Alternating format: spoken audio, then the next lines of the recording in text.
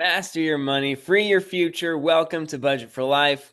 My name's Jeremy. I'm not a professional YouTuber. I'm a financial advisor. But this video is not financial advice. It's for your education, for your entertainment. I want to talk about something that Ryan Cohen said and what he did not say. Okay, because I just made this video, top 10 takeaways from his interview that he did with the TBPN bros.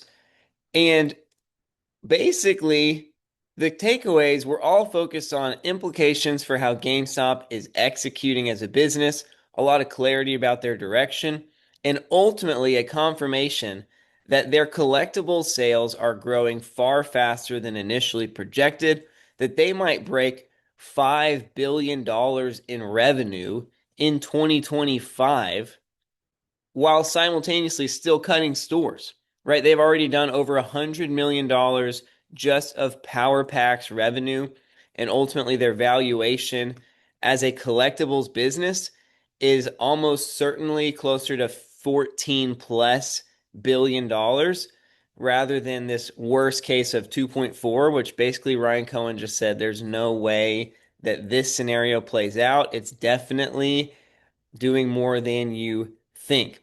So, some amazing takeaways, substantive takeaways, a confirmation that fundamentally GameStop as a retailer can and should support a much higher valuation than what it's currently being given at barely over $1 billion once you net out their cash. And yet, look at the comments from this video, guys. Before I show you them, I just want to say thank you so much to the subscribers, the viewers. Thank you to those who have joined the channel as fans and friends. If you want access to my GameStop spreadsheet, friends do get that perk. There's, what is that? 243 spots left in the Y2K club. Okay, we're on a mission, on a march to 2,000 subscribers. If you want to be part of the Y2K, the early crew, we crossed Spartan 300 a little over a year ago, but there's still room to be a part of the Y2K group. Appreciate the engagement. Thank you guys. 100% of the earnings from this channel, by the way, do go to DRS Book GME shares. It's all for the cause. Check out the comments on this video. Comment number one, decades? Let's hope not. I don't have decades. The next comment, and you guys are all awesome. Thank you for the comments. But I'm making a point here. Then Active Rehab says, why did he need to state that if you want to invest in GME, you should be looking to decades and a century of investment? The next comment, I don't want to wait decades, Jeremy. And then another one down here somewhere, decades and centuries. Here's what it means to me. So some of you guys are super frequenters of the channel. I'm not trying to like dox anyone for these comments, but I think it's interesting that following a video where an interview where we get a lot of confirmation about the billions of dollars of company value that GameStop is already generating right now, that somehow the talking point that people are commenting about is this quote decades, which I did not even emphasize in my 52-minute video. At no point did I emphasize Ryan Cohen's comment about decades, but let's show you what did Ryan Cohen actually say. Just in case any of y'all don't know, I want you to hear what he's talking about so that you can know what he did say and what he didn't say as far as how you think about this interview and is this fixation on decades and centuries, is that legitimately concerning for GameStop, or is that some type of mainstream media uh, headline narrative? How do we get people to not think about what Ryan Cohen actually said about the business, and how do we get them to feel upset? Let's talk about decades and centuries. Oh my goodness. So what did he say? Let's see if you can hear this. If it comes through in the video, we'll find out. That you're working on that we didn't touch on, we'd love to talk about. You guys got anything else? I think we're good. Last question. What's your relationship like with Roaring Kitty? You guys talk much? So the question, what's your relationship like with Roaring Kitty? Do y'all talk much? That's the question, the umbrella that we're now talking about. And we're about to get to this decades and centuries quote. Um, Ask him. Okay. Yeah, we'd love to have him on the show. Maybe we'll Get him on the show. That'd be a lot of fun. He's Yeah. we're pretty new to the live streaming thing. I always enjoy talking to people who operate in the same medium, and so Yeah, I'm sure we'd have a tell good conversation. yeah. So what's your relationship like? Ask him, get him on the show. They say, yeah, we'd love to, yada yada. And then you just heard Ryan Cohen say, tell him, and then he was kind of interrupted again by the interviewer, and Ryan Cohen's going to say it We again. don't want day traders. We want. Tell him we don't want day traders. We want. Yeah. I'll have a conversation with him if he's focused on decades and centuries. I'll have a conversation with him if he's focused on decades and centuries. It's not on making a quick buck. Yeah, that Not makes a on ton of making sense. a quick I like it. buck. Literally, that's the quote. I'll have a conversation with him. In other words, I'll join him on the podcast if he's focused on decades and centuries, not on making a quick buck. That's what Ryan Cohen said. He said if Roaring Kitty is talking about how he's going to turn 1 million into $100 million, that's not the public conversation on a podcast that I'm interested in having. If Roaring Kitty wants to talk about the long-term future of GameStop, then I am happy to have a public conversation with him. Literally, that is what Ryan Cohen is saying. He did not say, if you want to invest in GameStop, you should be looking to decades and a century of investment. He literally did not say that. He said, if I, Ryan Cohen, am going to have a public conversation with Roaring Kitty, I want the conversation to be centered around long-term investors. 8 years, 10 years, 12 years, 15 years, 6 years. It doesn't matter. Like, he's talking about long-term, not a specific time frame. It must be at least 10 years or else I have no interest. He's saying he's juxtaposing it with day trading.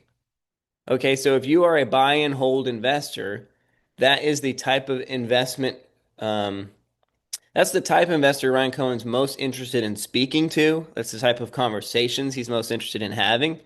If you are a swing trader, if you are a day trader, it's not like Ryan Cohen saying you're not going to make a lot of money on GameStop. He's not saying there's no demand for day traders. He's just saying I don't want to have a public conversation around how do you day trade GameStop? How do you swing trade GameStop? I don't want to have a conversation about GameStop's stock price. I want to have a conversation around GameStop's business execution, which in this interview he did say as much towards the beginning of the interview when he was asked like, where do you feel like mainstream media gets it wrong with GameStop? Ryan Cohen said, that's really hard to answer, but all I'm going to say is I feel like all the conversation about narratives should take a far back seat, and what should be reported on should primarily be the performance of the business. So Ryan Cohen himself is saying, I'm not interested in narratives. I'm interested in the performance, and I'm not interested in near-term stock price movement. I'm interested in the performance. Because a near-term stock price movement, if it's not fundamentally supported, will not last. If GameStop tomorrow is worth $5 trillion and the next day is worth nothing, Ryan Cohen is screwed. Do you understand? Like, he doesn't make money that way. He makes money if the company long term continues to outperform and execute. So he's not speaking to investors. And um, as far as this comment, I don't want to wait decades. So he's not saying if you want to invest in GameStop, you need to be focused on decades or a century. He's talking about his condition for talking with Roy and Kitty on the podcast. Secondly, he's not saying it will take decades for GameStop stock to appreciate. He's not saying there's no way for day traders to make money. He's not saying the short-term outlook for GameStop is bleak. Literally, he told you that the collectibles division is going bonanzas. That despite hardware and software on pace to do 3.5 billion this year, that the collectibles division is going to be close to a third of sales. It's going to be at least basically 1.5 billion in collectible sales this year, implying crazy year over year growth. Q3 of last year, what are we looking at? 270 million. Oh no, that's software.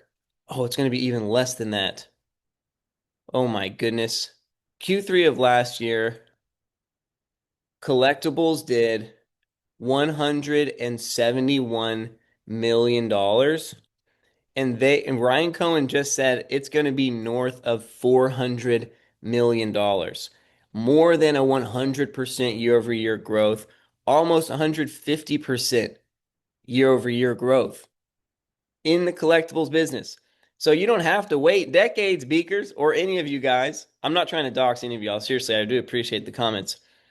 But I'm trying to clarify for anyone in the public world that might be reading a headline here or there that, oh my gosh, Ryan Cohen said it's going to take decades for GameStop to go up.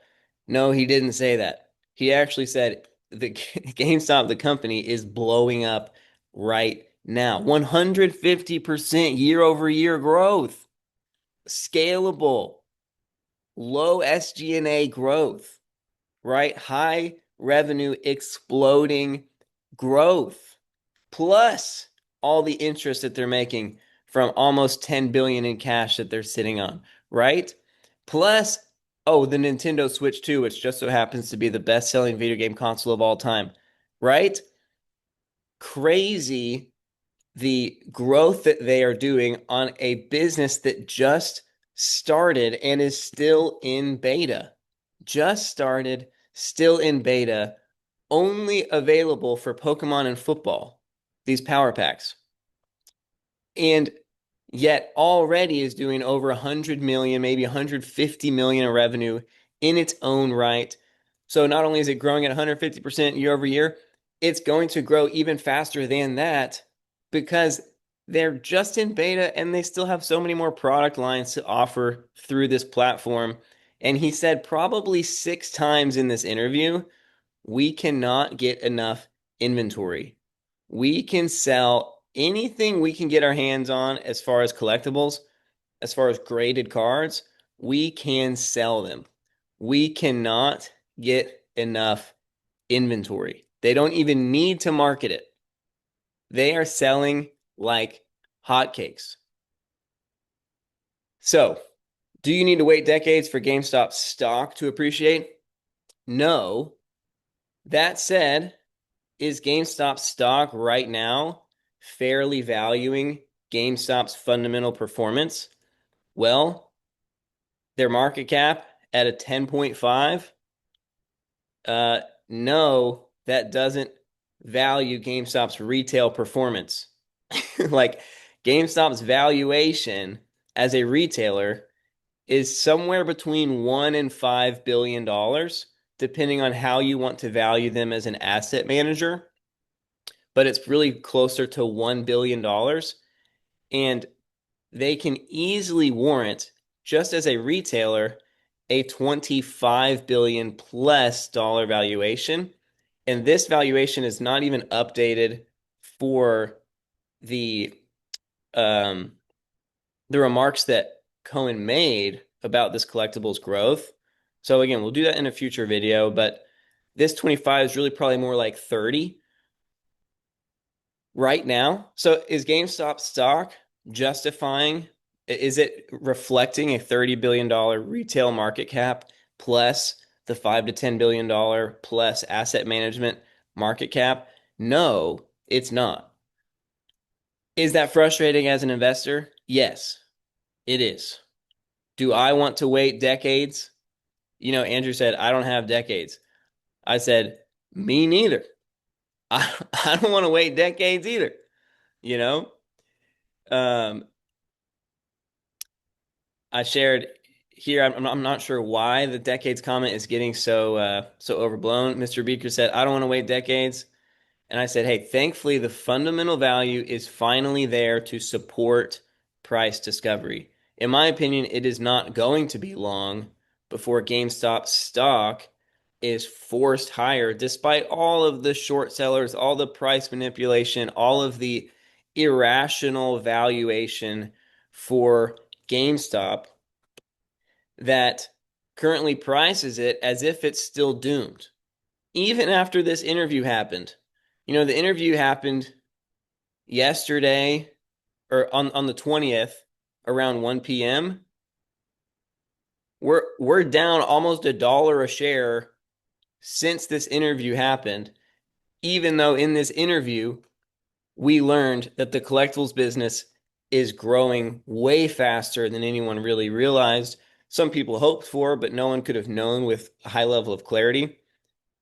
And yet GameStop stock is down. And if you've been a long-term investor in GameStop, you see this happen all the time where positive news for the company still relates to declines in the stock price. As a shareholder, is that frustrating? Yes, of course.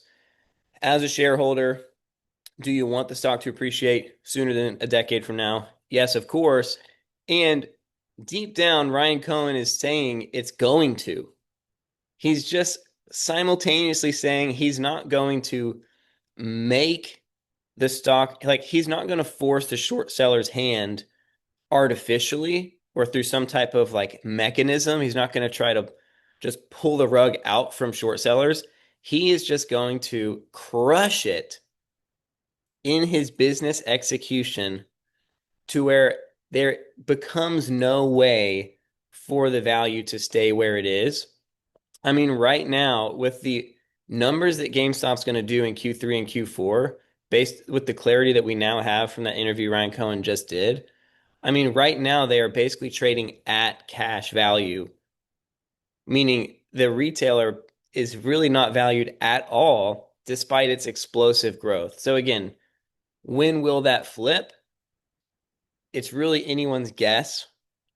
Do I have some level of empathy for people like myself that have been invested for 4 or 5 years and really wanting to see the stock price reflect the fundamental value?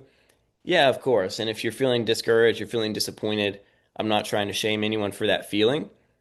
I'm just trying to give clarity that Ryan Cohen's not saying it's going to take decades.